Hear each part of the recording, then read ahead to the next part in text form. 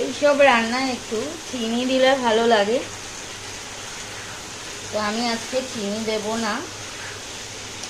এমনিতেই কচু, আলু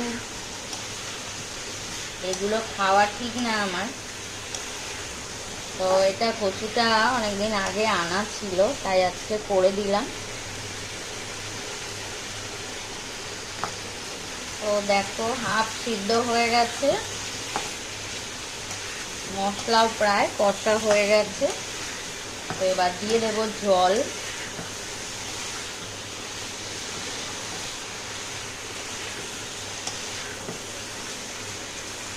তো ভিডিও যদি ভালো লাগে লাইক করবেন, শেয়ার করবেন, সাবস্ক্রাইব করবেন নতুন ভিডিও পাওয়ার জন্য।